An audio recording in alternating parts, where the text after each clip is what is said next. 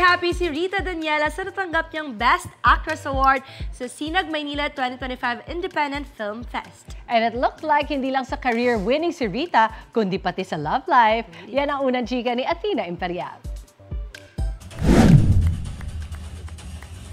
Tila pabuenas daw kay Rita Daniela ngayong 20th year na niya sa showbiz industry ang pagtanghal sa kanyang Best Actress sa Sinag Maynila 2025 Independent Film Fest. Masaya po ako dahil alam ko po sa sarili ko yung trabahong ginawa ko dun sa proyektong yun.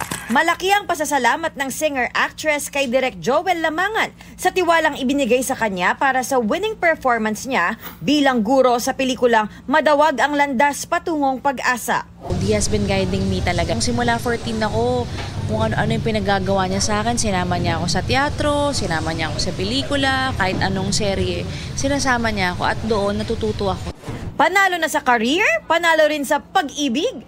Kasama ni Rita sa awards night ang basketball player na si Maclaude Guadagna. I think we are exclusively dating. I think we are, yeah. We're really enjoying each other's company talaga. I don't want to rush things. Nauna silang nakitang magkasama sa birthday bash ni Rita noong Setyembre. At kinabahan din ako.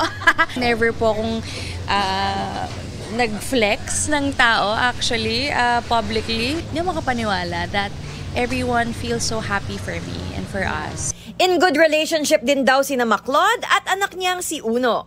Ito ang unang balita. Athena Imperial para sa GMA Integrated News. Gusto mo bang mauna sa mga balita?